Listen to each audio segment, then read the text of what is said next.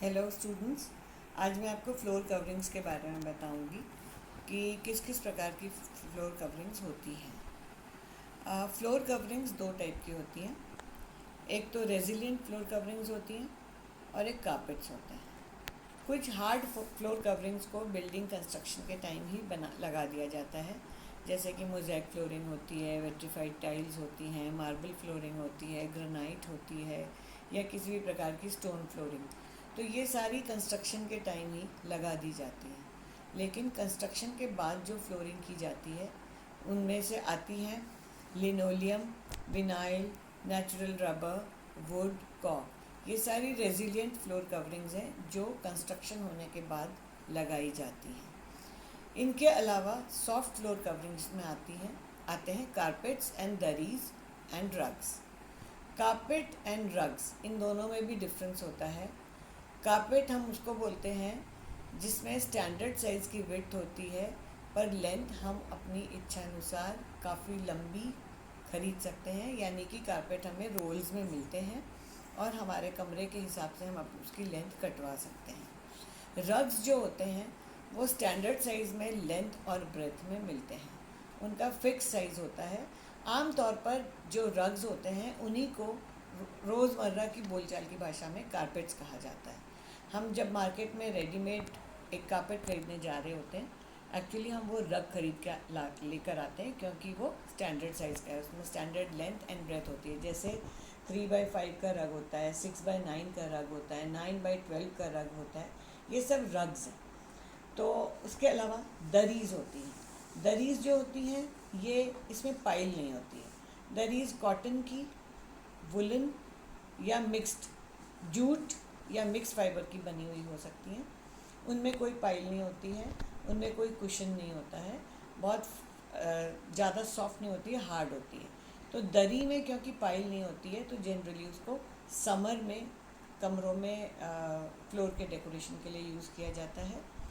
और जो कारपेट्स होते हैं उनको अधिकतर लोग वैसे पूरे साल बिछा के रखते हैं, लेकिन उनको विंटर के लिए ज़्यादा अच्छा माना जाता है, क्योंकि वो बहुत अच्छा कोजीनेस देते हैं कमरे में।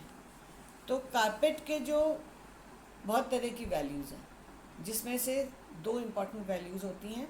एक है फंक्शनल वैल्यू और एक है डेकोरेटिव वैल्यू। डेकोरेटिव वैल्यू मैं आपको बताऊंगी बाद में, लेकिन पहले मैं फंक्शनल के बारे में बात करती हूँ। फंक्शनल वैल्यू में बहुत सारे पॉइंट्स आते हैं, जैसे कि इंसुलेशन करता है। सेकंड, शॉक एब्जॉर्बर का काम करता है। थर्ड, चिल्ड्रन और बड़े बुज़ुर्गों के लिए सेफ्टी का काम करता है कारपेट। नेक्स्ट, वार्मथ देता है। नेक्स्ट, इजी टू इंस्टॉल होता है। बहुत सारे दूसरे फ्लोरिंग प्रोडक्ट्स होते हैं, उनसे ज़्यादा इजी होता है कारपेट को ले करना। नेक्स्ट, लेस एक्सपेंसिव होता है, कम महंगा होता है। इन द लॉन्ग रन ये जाके सस्ता ही पड़ता है। उसके अलावा ईज़ ऑफ केयर, यानी आपको जब अपने घर को मेंटेन करने के लिए जो केयर की ज़रूरत होती है वो कारपेट बिछा होने से बच जाती है। हमें ईज़ी हो जाता है कारपेट बिछाने के बाद। नेक्स्ट है हेल्थ इश्यूज़ जो होते हैं वो भी इससे बहुत संभले हुए रहते हैं। उसके बाद ये इजी टू मेंटेन है। और नेक्स्ट है सस्टेनेबल है। इसके बहुत सारे कारपेट्स को रिसाइकिल किया जा सकता है और इनको न्यू कारपेट्स में कन्वर्ट किया जा सकता है।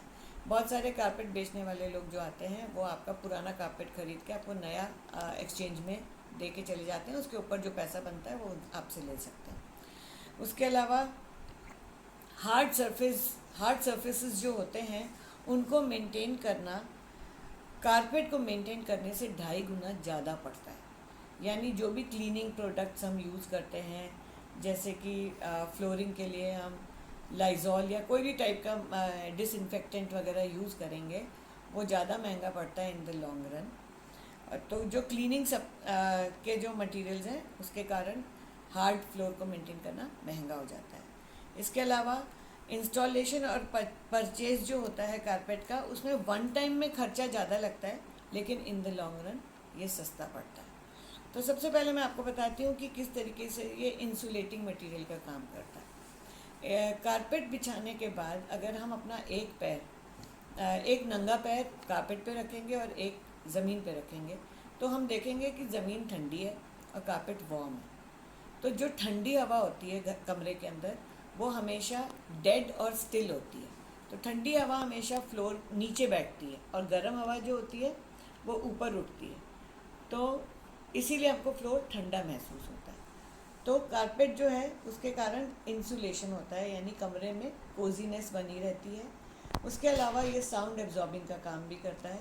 अगर हमारे कोई भी चीज़ हमसे गिर जाए, कोई खिलौना, कोई बर्तन या कोई भी भारी चीज़ अगर गिरती है, तो कारपेट पे गिरने के कारण उससे आवाज़ नहीं होती।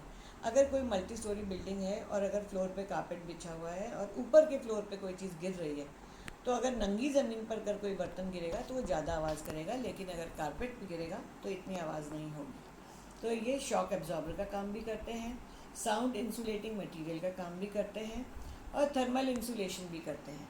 थर्मल इंसुलेशन ऐसे करते हैं कि जब कहीं पर बहुत ज़्यादा ठंड होती है और अगर आप उस ठंडी जगह में आपको कमरे को गर्म रखने के लिए जो इलेक्ट्रिकल अप्लायंसेस यूज़ करने पड़ सकते हैं, हीटर यूज़ करना पड़ सकता है, वार्मर्स यूज़ करने पड़ते हैं, वो सारे जो खर्चे हैं बिजली के वो बचते हैं अगर हम कारपेट बिछाते हैं। कारपेट बिछाने से कमरा ऑटोमेटिकली कोजी रहता है, थोड़ा वार्म रहता है।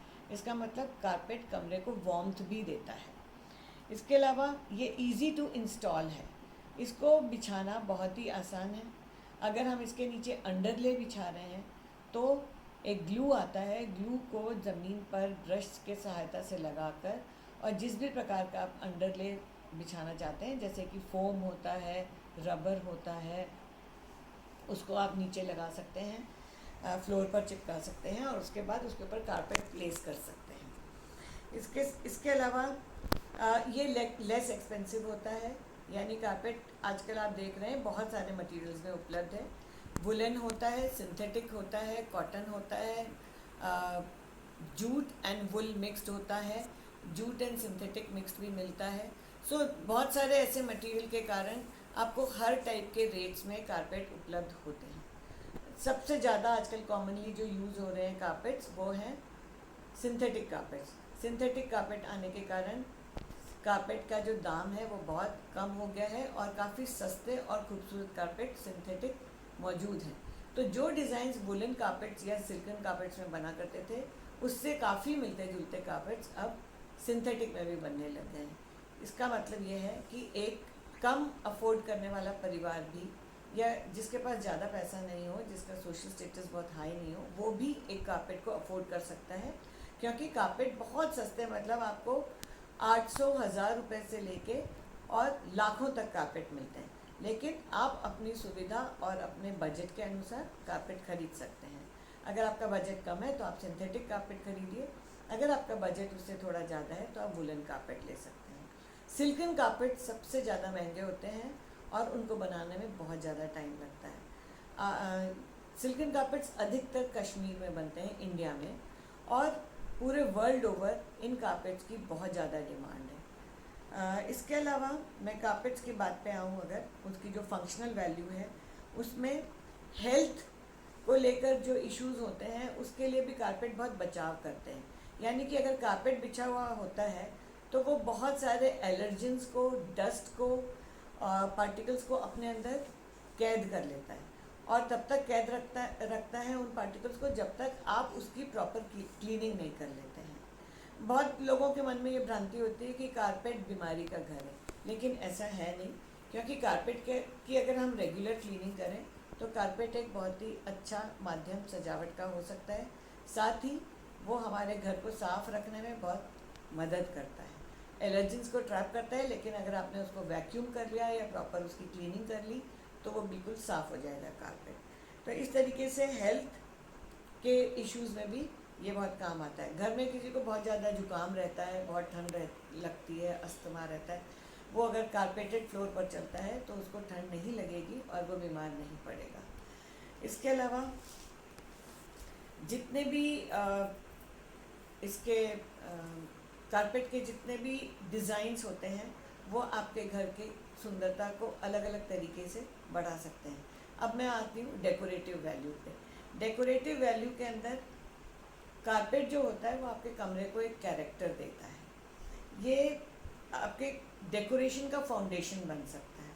फॉर एग्ज़ाम्पल, अगर आपके कमरे में कारपेट बिछा हुआ है तो जब आप एक कमरे को सजाने जा रहे हैं तो सबसे पहले आपको कारपेट खरीदना चाहिए। कारपेट जो है फाउंडेशन का काम इस तरीके से करता है कि यदि पैटर्न कारपेट है या उसमें कोई डिज़ाइन बना हुआ है तो उसमें जो विभिन्न रंग यूज़ हुए हुए हैं उनमें से आप कोई भी कलर एक चूज़ करके आप उससे मैचिंग कर्टन्स खरीद सकते हैं। आप उसके हिसाब से वॉल्स के कलर्स कर सकते हैं, आप उसके हिसाब से अपहोल्स्ट्री चुन सकते हैं, आप उसके हिसाब से वॉलपेपर चुन सकते हैं।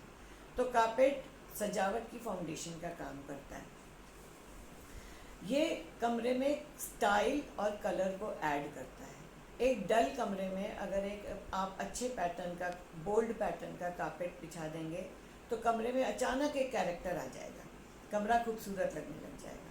एक खाली कमरे में यदि आप कारपेट बिछा देते हैं और कुछ कुशन्स रख देते हैं, कमरा बहुत अच्छा सा भरा भरा लगेगा और बड़ा कंफर्टेबल लगेगा, क्योंकि आप उस पर आराम से बैठ सकते हैं और कुशन के सारे बैठ के आप उसमें नीचे बैठ के ड्राइंग रूम का मज़ा ले सकते हैं विदाउट फर्नीचर।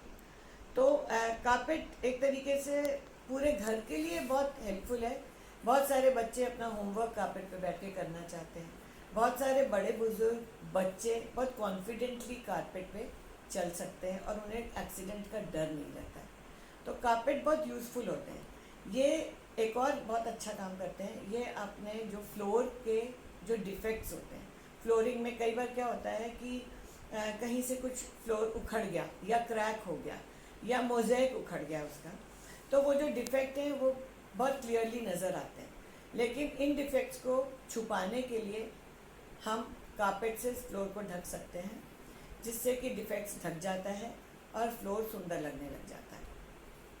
तो कारपेट अगर हम देखें तो हम पूरे फ्लोरिंग को चेंज नहीं कर सकते, किसी भी घर में तोड़ फोड़ नहीं कर सकते। तो एक कारपेट बिछाने से जो फ्लोर का डिफेक्ट था वो दूर हो गया। तो आप ये समझिए कि कारपेट कितना इम्पोर्टेंट है। इसके अलावा एक गृहिणी के लिए, एक हाउसवाइफ के लिए भी कारपेट बहुत यूज़फुल है। कारपेट बिछा होने से उसको पूरे कमरे में जो पोछा लगाना पड़ता है, उसमें जो उसकी मेहनत लगती है वो बचती है। वो आप वीकली या वीक में 2 बार आप वैक्यूम क्लीनिंग कर सकते हैं, लेकिन घर में झाड़ू पोछे से ज़्यादा कारपेट को मेंटेन करना ज़्यादा इजी होता है। तो फ्लोरिंग की सफाई में जो मेहनत लगती है उससे आप एक गृहिणी बच सकती है। इस तरीके से हम देख सकते हैं कि कारपेट कितना इम्पॉर्टेंट है और कितने उसकी डेकोरेटिव वैल्यूज़ हैं और कितनी उसकी फंक्शनल वैल्यूज़ हैं। कमरे को वार्म रखने में ये बहुत मददगार साबित होता है। और मैंने जैसे आपको बताया, कारपेटिंग जो होती है वो साउंड इंसुलेशन के लिए सीलिंग पे भी की जाती है और वॉल्स पे भी की जाती है। बहुत से थिएटर्स, सिनेमा हॉल्स, सब जगह आजकल इंसुलेशन के लिए, साउंड इंसुलेशन के लिए कारपेटिंग यूज़ की जाती है। इस तरीके से हम देखते हैं कि कारपेट एक बहुत ही खूबसूरत और यूज़फुल मटेरियल है किसी भी इंटीरियर को अच्छा बनाने के लिए। Thank you.